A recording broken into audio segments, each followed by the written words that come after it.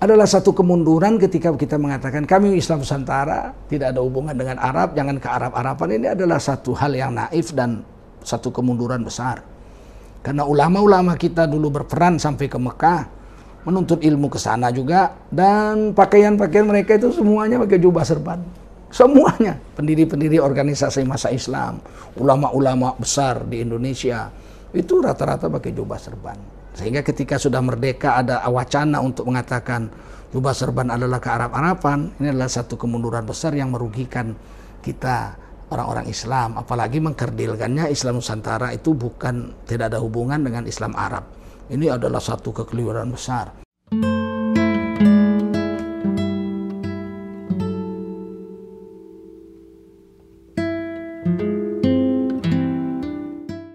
Assalamualaikum warahmatullahi wabarakatuh.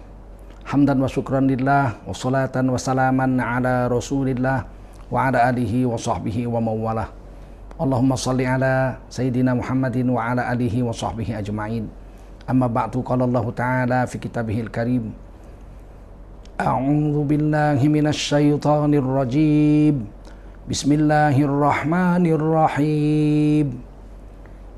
Wa huwallazi ja'alakum khalaifal ardi wa rafa'a ba'dakum fawqa ba'din darajat.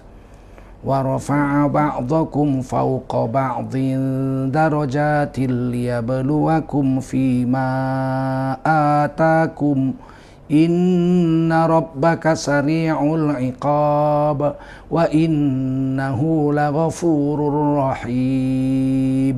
Shadaqallahul azim. Para pemirsa yang dimanapun Anda berada, wajiblah kita bersyukur pada Allah SWT. Salawat dan salam kita sampaikan untuk baginda Rasulullah SAW. Kali ini kita akan bincang-bincang tentang negeri kita dan kedatangan Islam.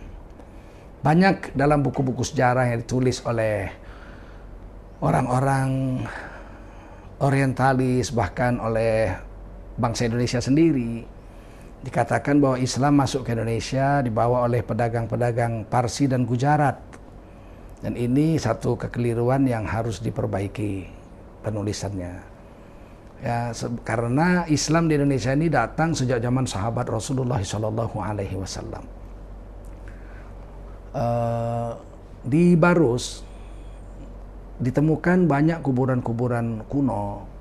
Dan diantaranya ada yang berbatu nisan, 5 berbatu nisan dari ratusan, mungkin sekitar 500 kuburan-kuburan kuno di Barus yang jelas kuburan-kuburan Islam. Nah, di situ ada 5 yang bertulisan dan 1 sangat mengejutkan karena di situ ditulis namanya Syekh Rukunuddin, tiang agama yang sebenarnya nama beliau adalah Sayyidina Zubair radhiyallahu anhu, seorang sahabat Nabi. Wafat pada tahun 48 Hijriah, berusia 102 tahun, 2 bulan 20 hari. Jadi kalau dihitung-hitung beliau ini umurnya setahun lebih tua dari baginda Rasulullah SAW. Beliau lahir tahun 570 Masehi, sedangkan Rasulullah SAW lahir pada tahun 571 Masehi. Jadi lebih tua Syekh Rukunuddin setahun dari baginda Rasulullah SAW. Dan di atas sebuah bukit 2000 meter, kurang lebih di atas permukaan laut, ada satu kuburan kuno juga namanya Syekh Mahmud radhiyallahu anhu. Beliau itu justru dikatakan wafatnya pada tahun 44 Hijriah, yakni 3 tahun setelah Sayyidina Ali radhiyallahu anhu wafat. Dan di zaman dinasti Islam waktu itu, kekuasaan Islam masih di tangan Sayyidina Muawiyah bin Abi Sufyan radhiyallahu anhu. Artinya kuburan beliau itu ada ketika zaman sahabat. Dan ini sangat mengejutkan karena membantah tulisan-tulisan yang telah beredar selama ini bahwa Islam masuk ke Indonesia itu di zaman perdagangan Islam dibawa oleh orang-orang Parsi dan Gujarat abad ke-13. Ini sangat disayangkan. Alhamdulillah negeri Barus ini sudah dikenal lama karena Fir'aun pun dikatakan mengambil kapur Barus, minyak kapur Barus, kemenyan emas itu dari negeri Sumatera yang disebut Suwarna Dwipa. Jadi Sumatera ini disebut Pulau Emas, Suwarna Dwipa. Dan pelabuhannya itu Barus atau disebut Fansur. Pelabuhan kuno yang sudah ribuan tahun dikenal oleh seluruh dunia. Dari sinilah nanti ulama-ulama Nusantara berangkat ke Timur Tengah untuk menimba ilmu. Makanya salah satu ulama besar di Aceh yang terkenal menulis Quran dengan tangan beliau sendiri, yang disebut Syekh Abdul Rauf, itu digelar Syekh Abdul Rauf Al-Fansuri karena berangkat dari negeri ini lewat pelabuhan Fansur. Walaupun beliau sebenarnya orang Singkil, yang kemudian berkubur di Kuala Sungai di Banda Aceh dan disebut Syekh Kuala, yang ketika tsunami kemarin tidak terjejas sama sekali, tidak rusak. Begitu tingginya air, 3 kali pohon kelapa. Kuburan beliau itu satu buah tiangnya pun tidak terkena air. Ini airnya kayak seperti melompat gitu. Bahkan ada kapal besar PLN yang besar sekali di 7 km di tengah laut itu berdiri begini. Di bawah tsunami itu bukan berjalan begini, berdiri begini. Tapi pas kuburan beliau tuh loncat gitu. Dan ini menjadi bukti bahwa beliau ini seorang yang karomah. Mengarang satu kitab tafsir berbahasa Melayu, tulisan Arab, ya tulisan Jawi, dicetak di Mesir. Judul tafsirnya itu Tafsir Baidawi. Jadi tafsir Baidawi Melayu besar, saya punya, udah sekitar 450 tahun usia tafsir ini, dan sampai sekarang masih relevan dengan keilmuan yang ada di dalam negeri kita dibahas. Di dalam tafsir itu juga dibahas tentang qiraat-qiraat, cara membaca. Misalnya Malik Yaumiddin, ada 2 qiraat yang membacanya pendek dan ada yang membacanya panjang, Malik Yaumiddin. Nah, ini ditulis oleh beliau dalam tafsir beliau sekitar 400 tahun lebih yang lalu. Beliau digelari Syekh Abdul Rauf Al-Fansuri karena keluar dari pelabuhan Barus, Fansur. Nah, disitulah ada ratusan kuburan dan 5 bertulisan ternyata sahabat Nabi sudah ada di Fansur. Dan menggembirakan bahwa di depan laut Fansur itu, Barus itu, ada sekitar 1000 meter, ada sebuah pulau disebut Pulau Mursaha. Saya pikir ini diambil dari Al-Quran, Bismillahi majreha wa mursaha inna rabbila ghafurur rahim. Dan disitulah menjadi markas dakwah kaum muslimin zaman Rasulullah SAW itu, zaman sahabat. Dan dikabarkan dari situlah persinggahan sahabat dari Mekah Madinah yang dikirim, kemudian singgah di Pulau Mursaha. Dari situlah sahabat ada sekitar 60 orang dikirim ke Cina di bawah pimpinan Sayyidina Sa'ad bin Abi Waqqas. Sayyidina Sa'ad bin Abi Waqqas radhiyallahu anhu itu tercatat datang ke Cina di zaman dinasti Tang. Diutus di zaman Sayyidina Utsman bin Affan radhiyallahu anhu. Beliau dengan 60 sahabatnya sampai di sana dan kemudian mendapat hadiah sebuah tanah di Cina, dan disebutlah tanah itu sebuah masjid dibangun namanya Masjid Sahabat. Kuburan sahabat yang ada di Guangzhou, di belakang sebuah masjid Guangzhou itu ada 5 sahabat. Satu saya pikir bukan sahabat tapi tabi'in, yang di batu nisan disebut Ibnu Abi Waqqas. Artinya mungkin ini anak Sayyidina Sa'ad bin Abi Waqqas yang menikah dengan gadis Cina sehingga beliau bisa bahasa Arab, bisa bahasa Cina. Ibnu Abi Waqqas radhiyallahu anhu. Kemudian beliau dikuburkan di belakang masjid Guangzhou, dan ada 5 sahabat lagi yang ada dikuburkan di Cina.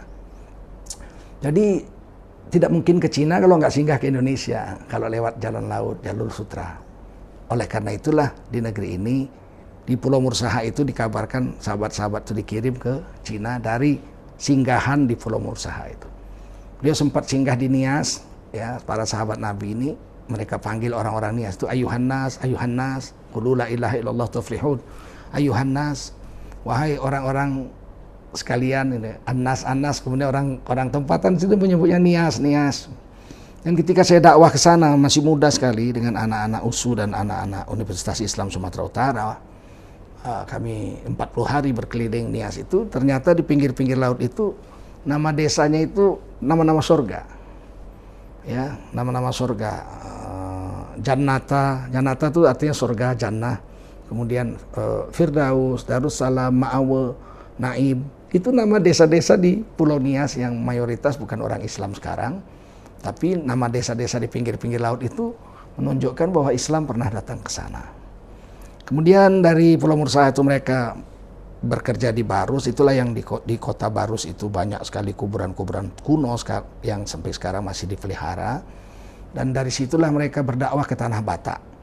Jadi ada di situ wilayah-wilayah Batak yang berasal dari bahasa Arab. Misalnya Lughati menjadi lagu Boti, Balighah menjadi Balige, kemudian Porsea itu dari Parsia, kemudian ada Masri menjadi Samosir. Dan ini jejak-jejak Islam.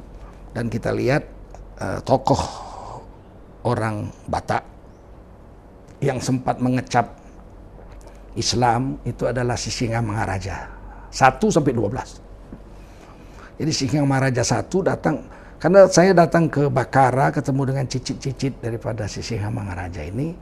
Mereka katakan kami sudah 600 tahun tidak makan babi, tidak makan daging anjing, tidak minum tua, dan ulama-ulama mereka pakai surban jubah, pakai tongkat hitam, dan perempuan ulama mereka itu pakai cadar hitam menutup wajahnya.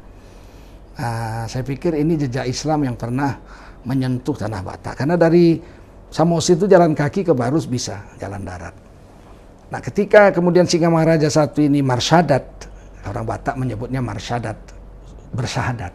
Mar itu sudah bersyahadat, jadi marsyadat orang yang sudah bersyahadat, kemudian belajar agama di Pulau Mursaha itu di Barus, kemudian setelah menjadi orang besar, orang alim, mu'alim, beliau dipulangkan ke negerinya Parmalim. Parmalim itu dijadikan seorang mu'alim. Jadi elected to be a teacher. Itu bahasa Bataknya Parmalim. Diangkat menjadi seorang mu'alim. Maka beliau mengajarkan ajaran Islam di situ disebut agama Parmalim. Tidak makan anjing, tidak makan babi, tidak minum tua. Nah, pakai jubah. Dan beliau punya rumah kecil untuk beliau zikir-zikir yang menurut ilmu tasawuf itu zawiyah. Dalam bahasa Batak mereka sebut itu bona pasogit. 40 hari beliau berkurung situ berzikir. Suluk dalam istilah tasawuf. Ada sampai sekarang masih dipelihara bona pasogit itu di Bakara. Kemudian menurun dari Sisingamangaraja 1, Parmalim, Sisingamangaraja 2, 3, 4 sampai 10, kemudian 11 sudah membentuk kerajaan.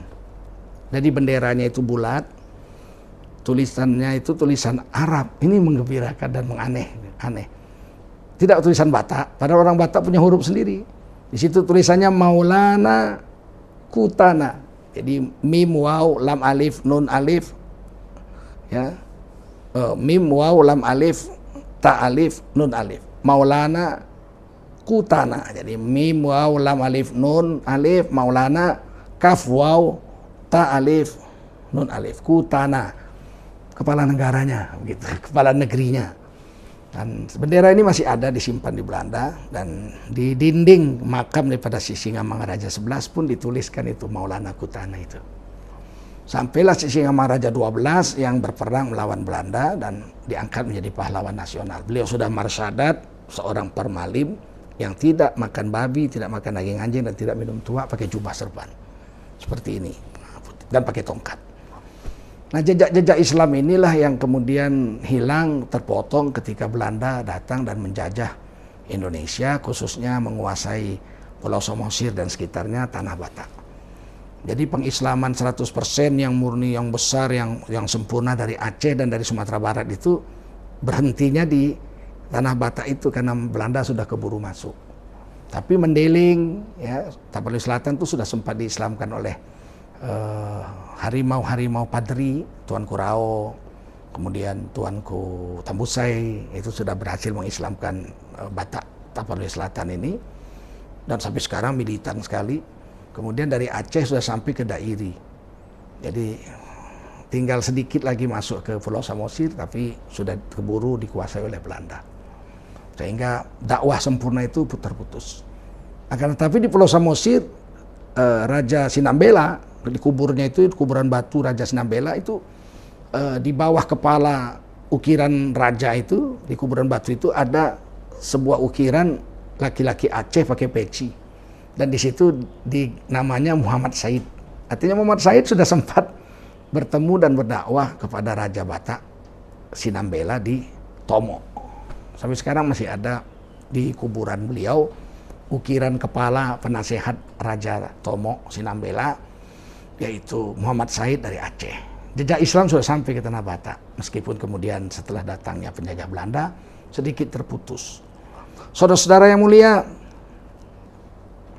kerajaan-kerajaan Islam yang ada di Indonesia itu ada sekitar 250-an kerajaan Islam sebelum Indonesia merdeka.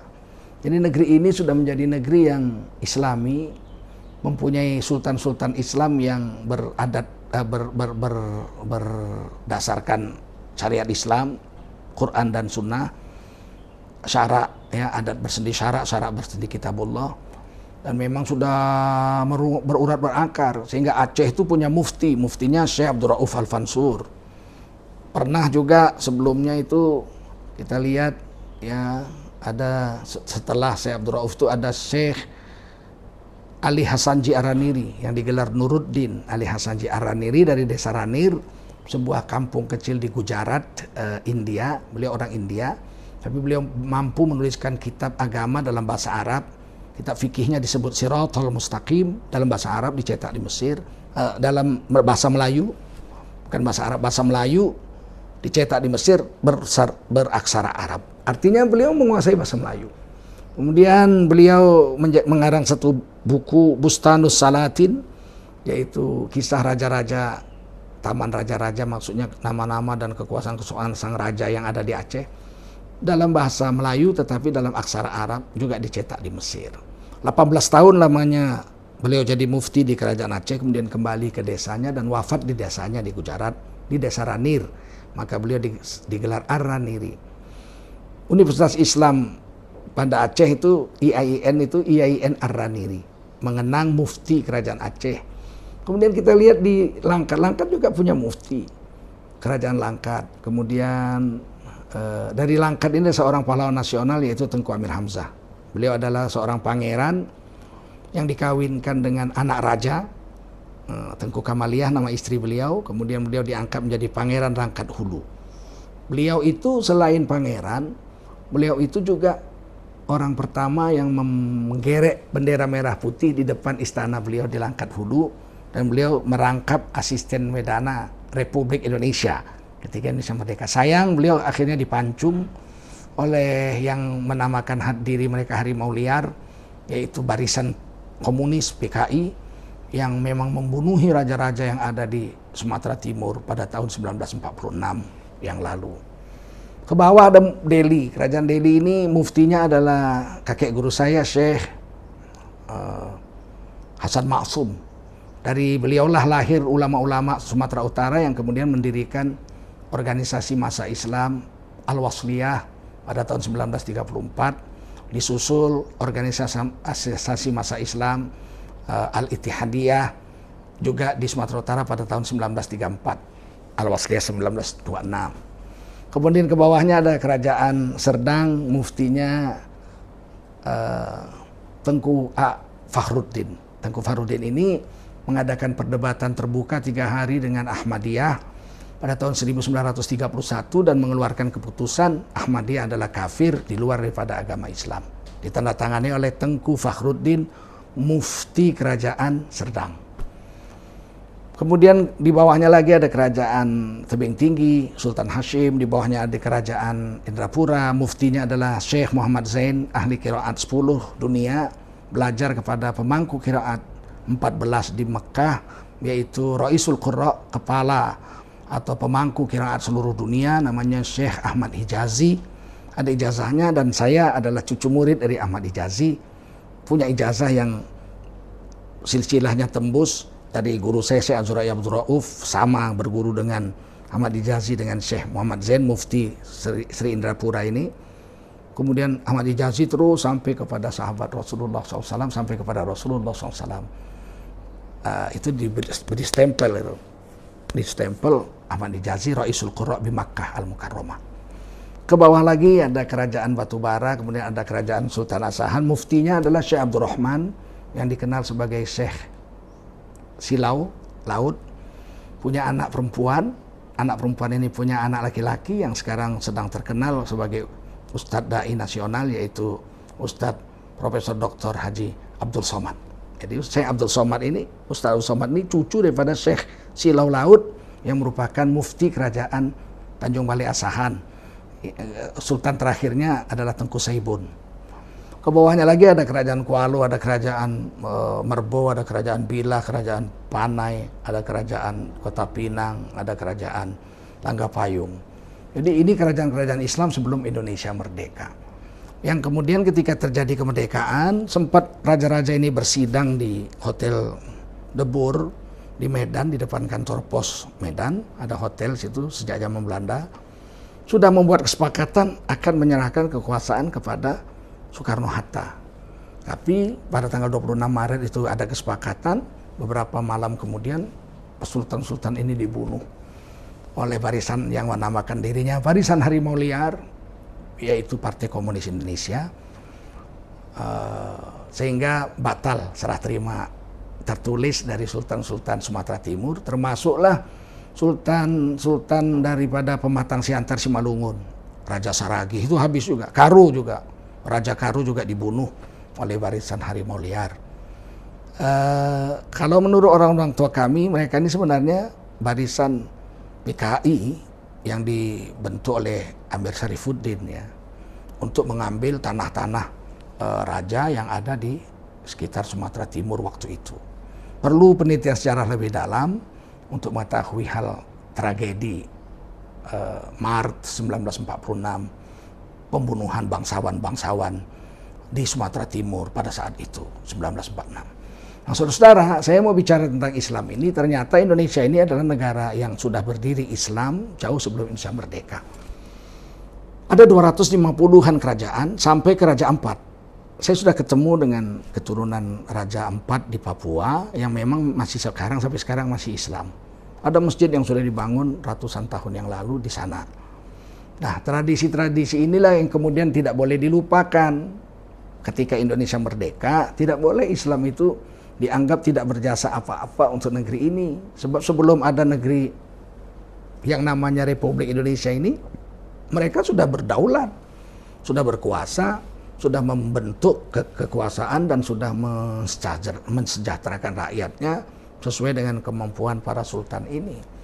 Tidak boleh dianggap tidak ada, seolah-olah orang yang membawa Islam itu adalah musuh negara Republik Indonesia. Tidak bisa begitu. Sebelum Indonesia datang, mereka sudah menjalankan Islam.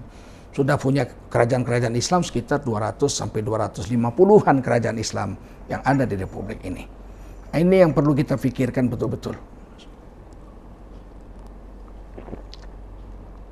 Islam yang ada di Indonesia adalah Islam yang punya akar kepada Timur Tengah. Tidak boleh dikatakan kami Islam Nusantara tidak ada hubungan dengan Islam Timur Tengah, itu tidak benar. Karena hampir semua ulama-ulama besar kita itu sekolahnya ke sana. Sebut saja Syekh Abdul Rauf Al-Fansur, 450-an tahun yang lalu. Beliau tuh belajarnya di Mekah.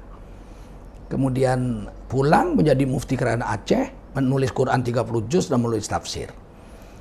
Kita lihat lagi misalnya ulama Nusantara yang besar-besar ya, Syekh Tadi Ar-Raniri menulis buku Siratul Mustaqim, dicetak juga di Mesir.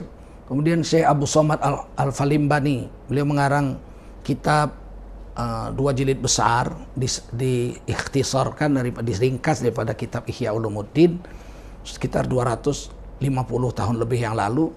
Beliau orang Palembang, namanya Syekh Abu Somad Al-Falimbani.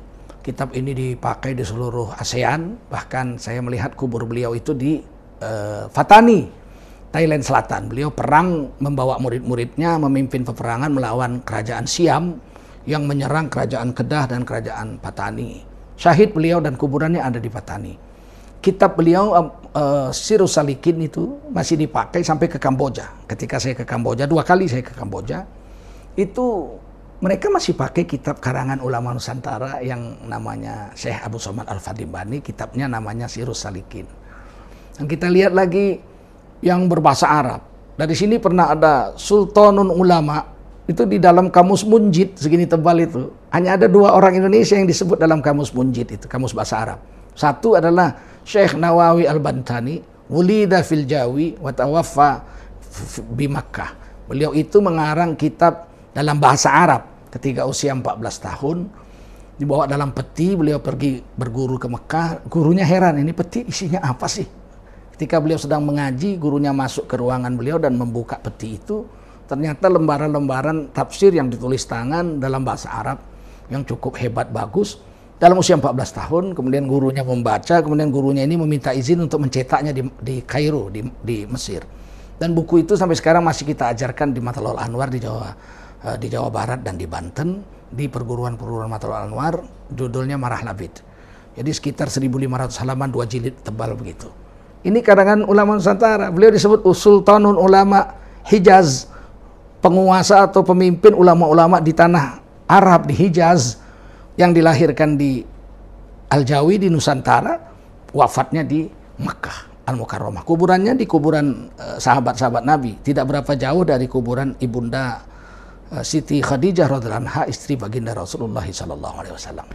Sebegitu berurat berakarnya ulama Nusantara di negeri Mekah sana. Jadi tidak bisa kami Nusantara nggak ada hubungan dengan Mekah. Justru ulama Nusantara itu dulu menguasai di sana.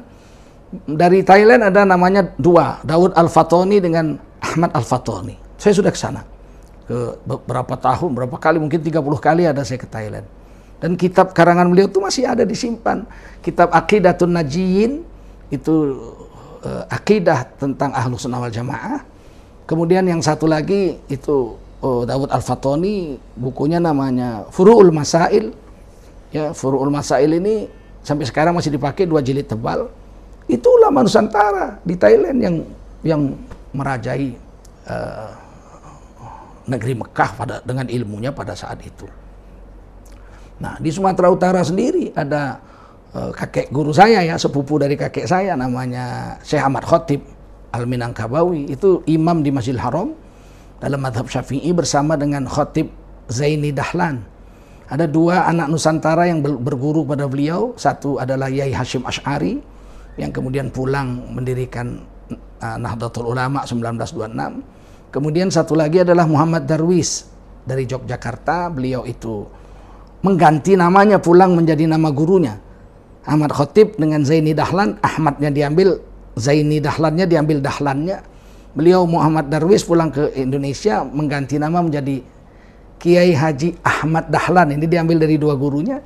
Kemudian beliau mendirikan organisasi masa Islam 1912, Muhammadiyah namanya. Ini adalah murid daripada ulama Nusantara, lahir di Koto Panjang, di Koto Gadang, di Minangkabau, menjadi imam dan khotib di Masjidil Haram.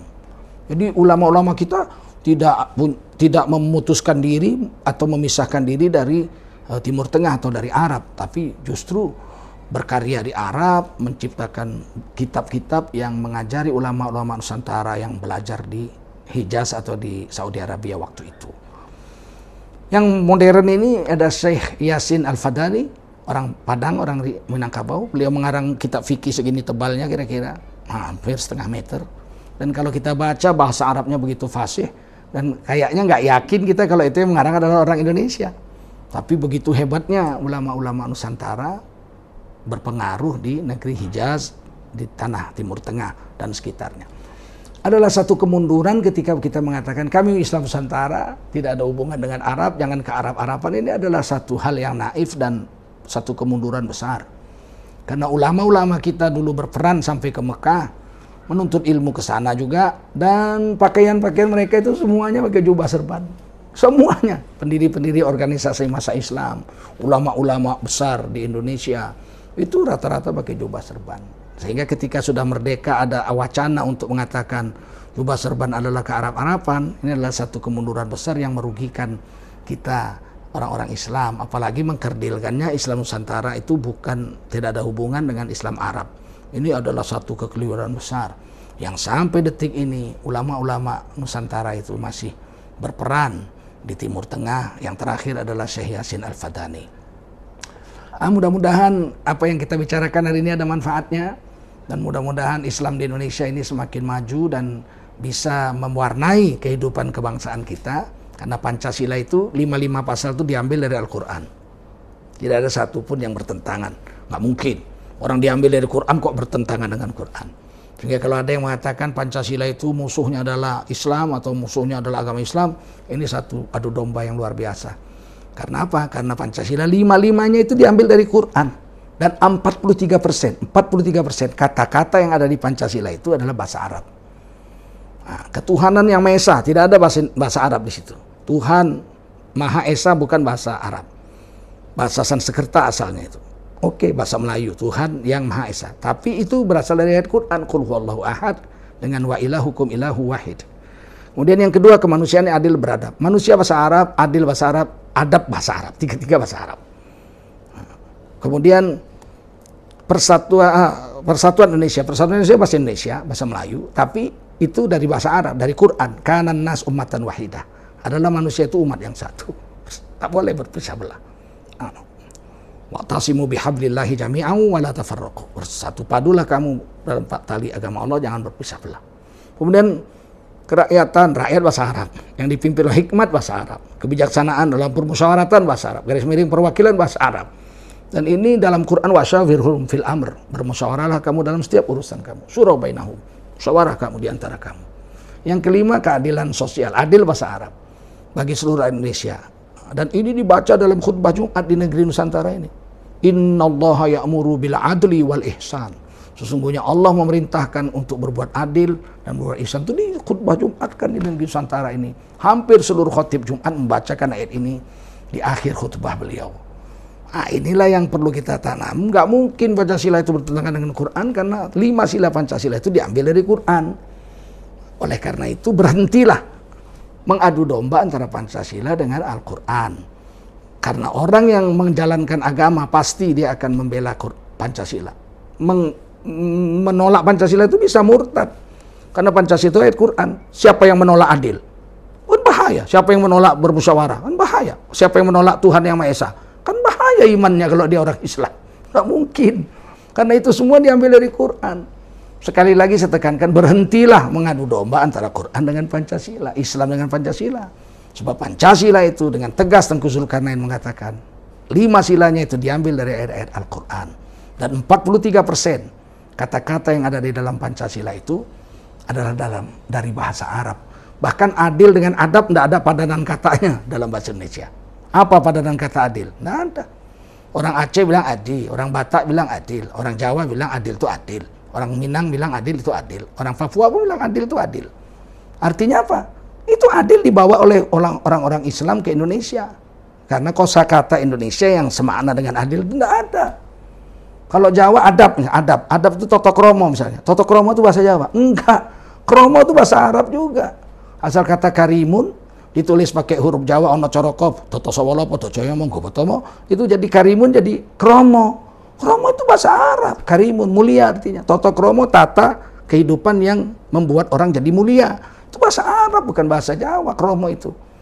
Nah, ini yang kita harus pelajari lebih baik, bahwa Islam di Indonesia sudah bertapak sejak zaman sahabat Nabi, dan ketika merdeka ada 250 kerajaan Islam, dan jangan benturkan antara Islam dengan negeri ini. Terima kasih. Billahi taufiq wal hidayah. Saya Tengku Zulkarnain. Wassalamualaikum warahmatullahi wabarakatuh.